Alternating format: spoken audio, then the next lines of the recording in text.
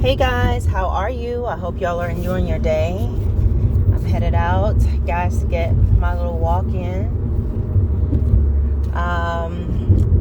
The weather is nice. And actually, I was feeling a little lazy, like I didn't want to come out, but that's when you need to do it. So, anywho, guys, I wanted to talk about some things, and this is something, it may not apply to everybody, but I want to talk to, this message about to black people. I am not African American. I'm not born in America. I am from Jamaica. I was born there. I was raised there till I was about 8. Then I left. I've been in the United States since I was 8 years old. But I've always been around Jamaican culture. And then, of course, I grew up around many different people. Being in Brooklyn, I had my friends were a mix of Black Americans, other Jamaicans, Puerto Rican, Haitian, all of the above, just different people. There were, at the time, people from the Middle East. Then they might have been from Pakistan. But they were people that we were around and we knew them, So, and then, they had white people and all of that. And then, we'll see them around. But it's like a melting pot. New York is definitely a melting pot. But I grew up around a variety of people growing up in Brooklyn. But I would say mostly African Americans and then a mix of other people in there as well. And traveling through the military, going to different countries, I see something just that's very common, and I'm going to talk about it with black people. And it seems as if, and it's not all black people are this way, all right? There are stereotypes and things and ideas that people have about black people, black men, black women. No, it does not apply. Every black woman is not loud. Everybody don't, eat chicken and smell like watermelon. Everybody is not, all black men are not hostile and violent. I can tell you none of my brothers are like that. My brothers never put their hands on me, hit me, nothing of that nature. Okay, and I did not see that growing up. I did not see my father being violent, nothing of that nature. Okay, so people grow up different ways. It depends on whether you're black or white, your environment, and what you choose, the decisions you choose to make with where you came from matters. Okay, we grew up in Brooklyn, New York. I grew up in Crown Heights. I lived on Classen Avenue between Lincoln and St. John's Place. Prospect Heights was right up the street. Clara Barton was right up the street. And I could tell you that regardless of whatever the environment was around us at times, because our parents were so strict, they didn't play that. We had a hot-blooded Jamaican father. You ain't gonna be out there acting a fool. Now, it doesn't mean that I didn't go sneak and do little things, but even then, I was using discretion. I wasn't gonna go too far because of my upbringing. So, your environment and what society dictates does not have to be your reality.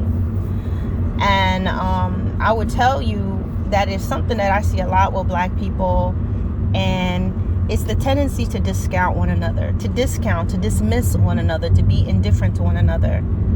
I can't tell you how often a black person will walk right by you and not speak to another black person. There's something that's been set in motion for us just to be hostile to one another or not care.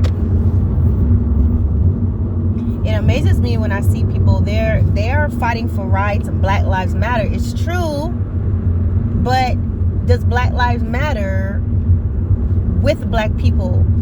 Okay, there's something that's going on a lot where, okay, It's okay for us to call each other the N-word, but white people can't do it. It's okay for us to kill and shoot one another for no reason, but it's not okay if a white person does it or if a police officer does it. I'm not saying that police officers that are acting rogue, they don't have a right to do that, okay? They don't, because they're supposed to be trained to interact differently. If they are panicking just as someone looking at them, or oh my God, I feared for my life, then you don't need to be a police officer. There's a reason why, you're a police officer. And I say that because I'm retired military, and I know that one of the things that we have been taught is the different ways to engage with enemy. We're not shooting center mass to kill you. We can warn you. If we can disarm you, we can disable you, shoot for somewhere that you'll still live, then yeah, we can do that. But that's the first thing to do, rather than just shoot to kill. So for me, being prime military, when I do see someone that's just like, you just shot someone in their head or in their chest, as a police officer, there's something really wrong with that. All right? But we know not all police officers are this way. But there'll be an outcry for that. But what about when we or black people are shooting one another? It's all right. So there's this thing, it's different if a black person kills one another. It's different if a black person calls another black person the N-word.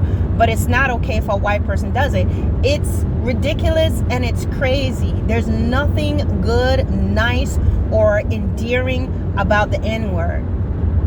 And so again, the discounting of one another.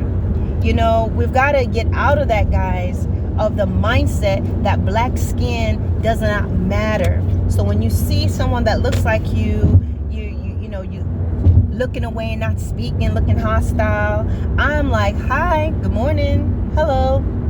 That's what I do.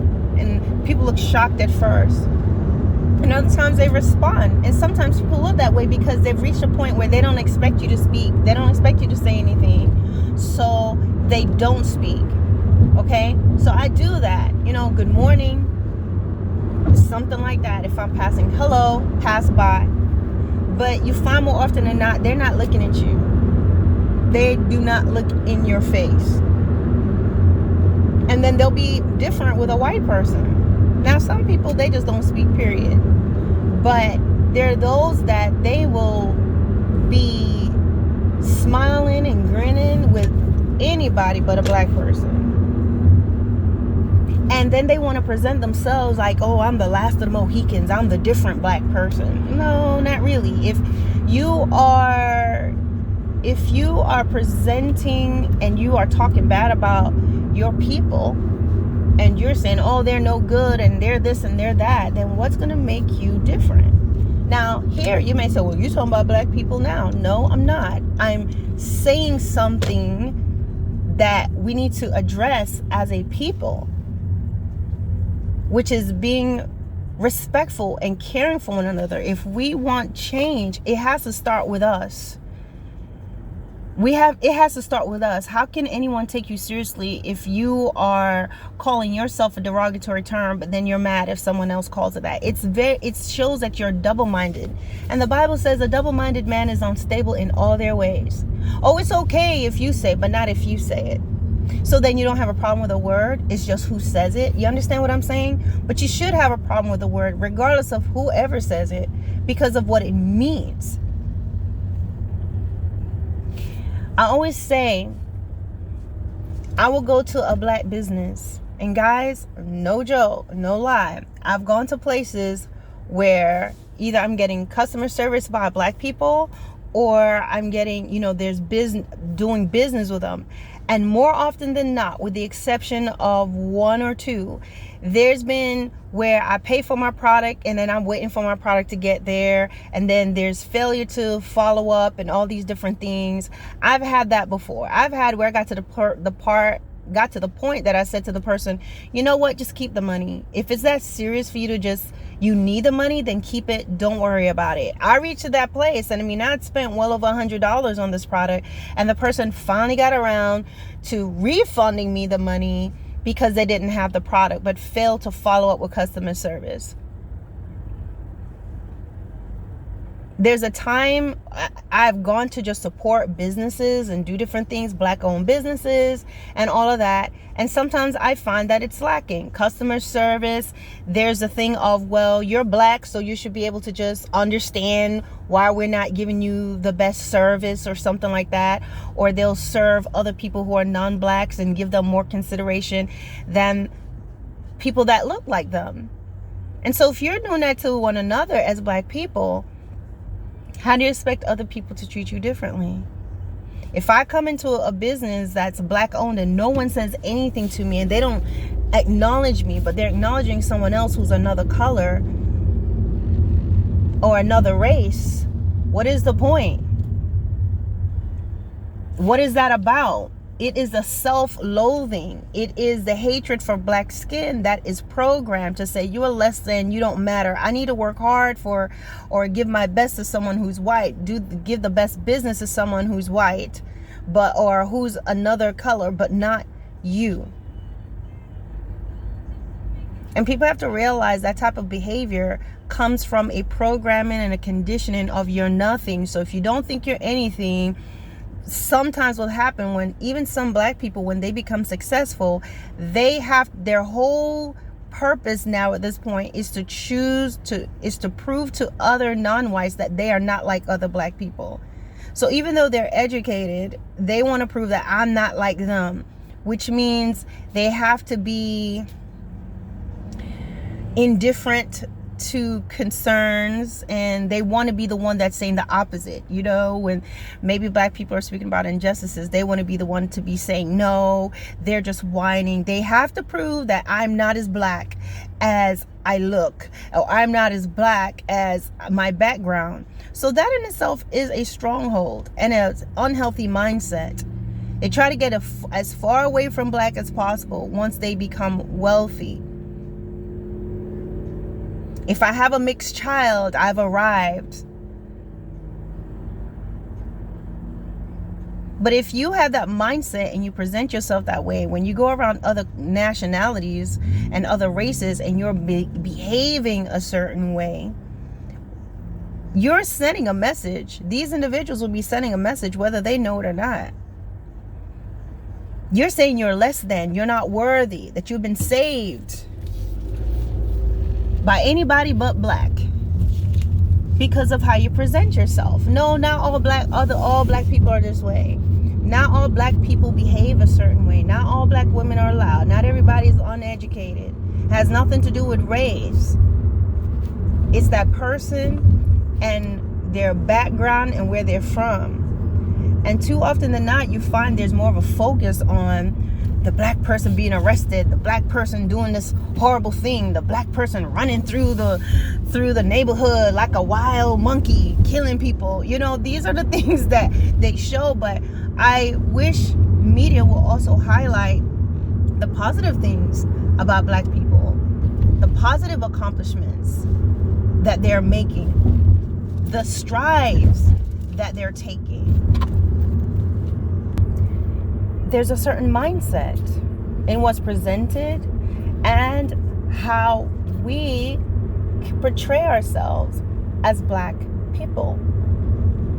I know I've gone to some places and seen poor customer service, and then I've had experiences where, okay, stellar and awesome customer service, great business practices, but they're few and far between versus the one I see most of the times. Even sometimes when I've been on the phone with someone, a person of color, a Black person that's dealing with something, just being lazy or not considerate. You talk to someone else or you ask to speak to a manager, you're going to get a whole different experience. At the same time, I'm not saying that white people does not do that. But as Black people, you know exactly what I'm talking about. The first thing is to be honest about certain things. I'm not negating us.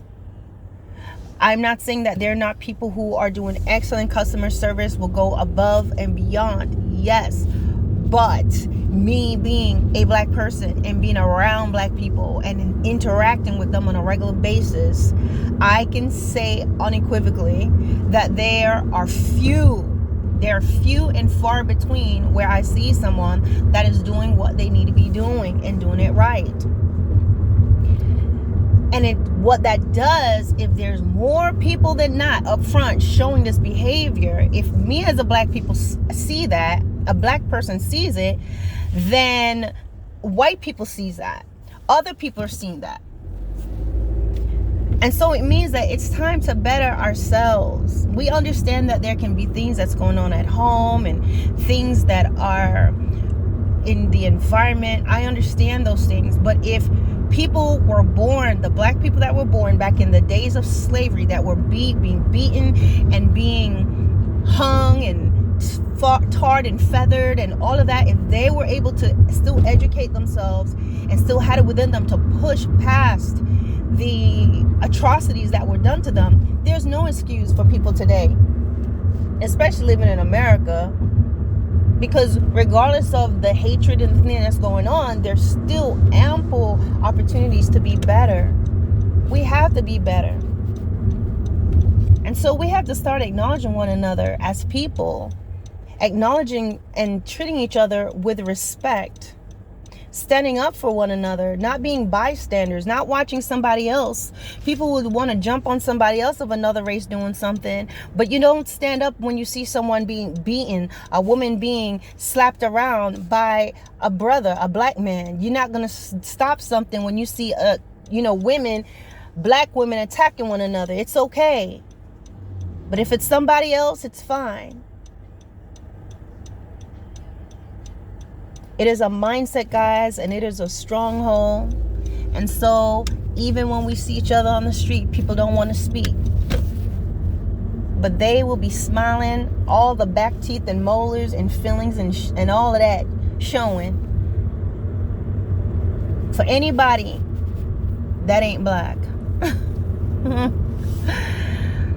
And it's the same thing when people are dating outside of their race. They will be telling someone, oh, how horrible it is to date outside your race. But then let's think, or to date other people, other black people, how horrible it is to date, how horrible it is to date a black woman or a black man and attitudes and all of that. But I'm going to say this. Are you the same person as you are with a black person as you are when you're dating a white person or someone who's not of your race? Because I find that sometimes black men who are going out there and they're dating outside of their race, they're a lot more temperate. They're a lot more patient. They're a lot more kinder to someone who is not black. And the same thing, the women who are dating other men, sometimes their attitudes toward the men who are not black can be different because of what they believe this person is. So they will adjust themselves accordingly. But now we know at the end of the day that no matter what you may try to do and no matter how you may try to present yourself, your character is going to come forward. So if you're a person of poor character, it's going to show regardless. I always say, if you're going to date outside of your race, then just be happy, be the best self you can be. But you're going to have a different reaction from someone if you're kinder, if you're nicer to them than you are with your own. And I always give this piece of advice. When and if you are going out there and you're dating outside your race, don't downgrade your race. Don't talk bad about your people, guys. Don't go there and act like you've been saved by the good hand of little melanin. Just date, be happy. If you guys are, sorry, I'll just put my hat on. If you guys are meant to be, then just flow with that. Or if you go there and being like, and black people are this and they're horrible, thank you so much for saving me from my color. you're setting yourself up for failure. You're literally setting up yourself for failure when you do that. You have something to bring to the table as a person of color, a black person.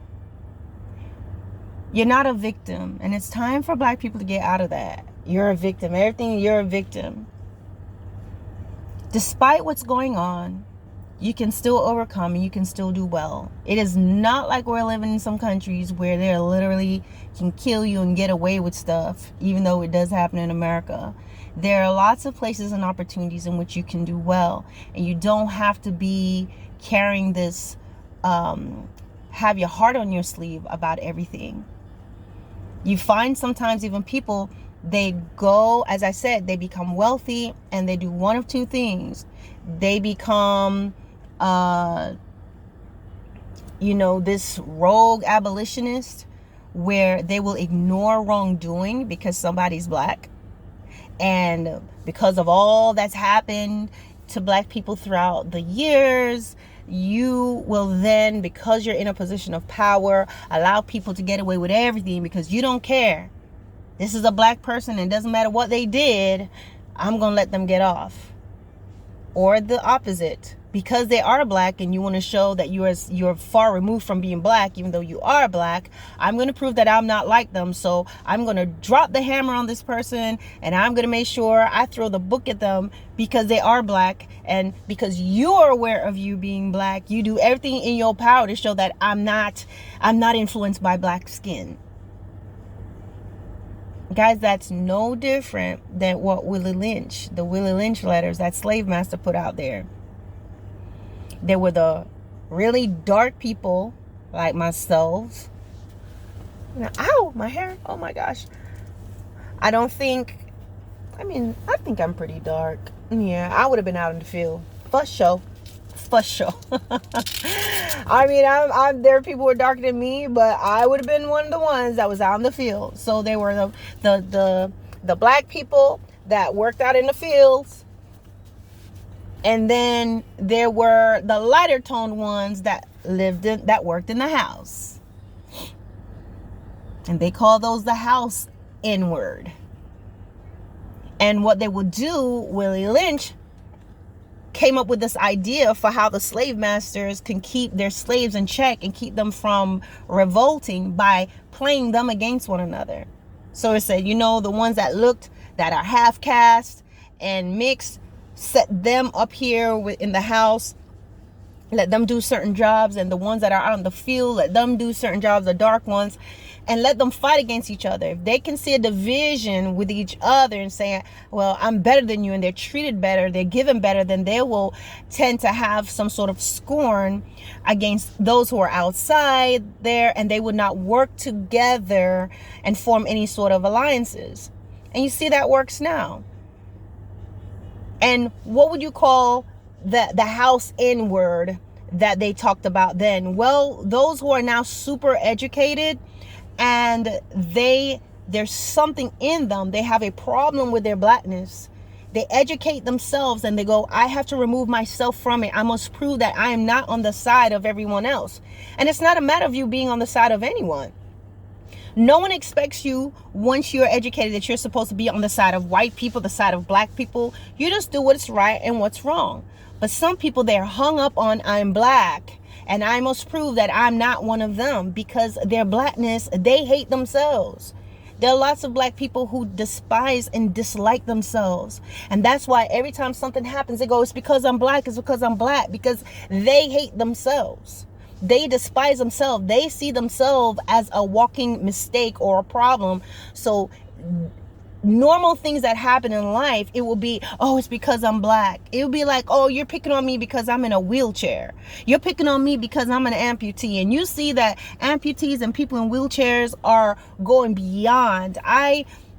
There's this channel I love to watch. It's a Korean channel. And you see people who have tumors on their face, stuff going on. They get up every day and do life. They are not going, oh, it's because I have a tumor. But constantly, a lot of black people going around, it's because I'm black. If you are always crying wolf, no one's going to listen to us. If you're always crying wolf about everything, people that's really going through things, they're going to be overshadowed.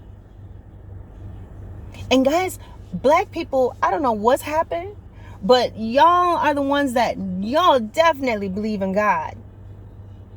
And you've gone far away from that. And so what's happening, there's so many people, they are caught up with this life and this world, and even good causes, guys, can cause you to get distracted. You have to realize the mentality of many black people comes because no matter where we go in this world, people always look at you like, ooh. No matter where you go in the world, people are always assuming something about you. Black skin, wherever you go in the world, there are prejudice. Even though there are some people that may be enamored by you, there's still that overshadow of prejudice and racism wherever you go. But because there's such a hatred for black people almost universally, is one of the reasons why I feel like there's something very special. Not that we're better, but something special. And people that have been done wrong because of their skin color and all of that, they're going to be vindicated. Because they're people, even though people may say they dislike black people, they are always trying to emulate certain things. They want certain things. They'll take the resources from the black people and the culture. Oh, we like this about you. We love your music. We love how you dance. Teach us how to dance. Teach us how to do this. We want to do our hair like you. We want to have the fashion like you, but we hate your skin. That makes no sense. Or you're less than us. You're an animal. How could an animal look just like you except for they're black, a different color, and they have different facial features, but they walk, talk, function just like you do?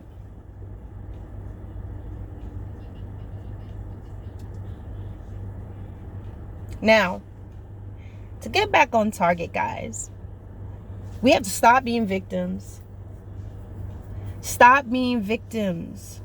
Stop crying wolf, because a lot of people are crying wolf.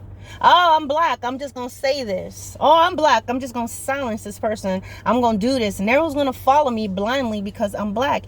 It's stupid, guys. And it gives us the impression of being brute beasts and having no sense. That we are to be caged. That we do need guidance. Because we have no functions of our frontal lobe. Our frontal lobe functions are completely absent. And that's not true.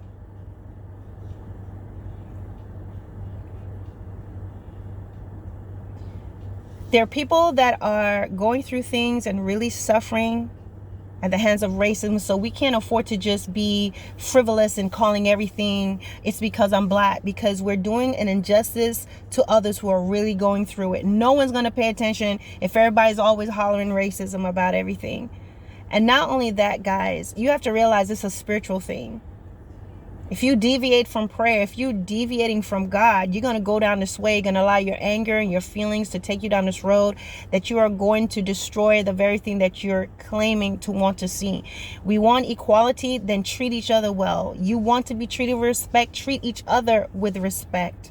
Speak to each other with respect. Stop dancing and singing to songs and rap music that have the N-word in it. Ban that. Stop running and having protest about everything else, but not protesting against the N-word. Yes, there's an outcry when the white person does it, but there's no issue when, Leroy does it. Kill somebody. Oh, that's sad, man. And then what's sad about it is when the person gets killed or murdered, no one wants to come forward and stand up.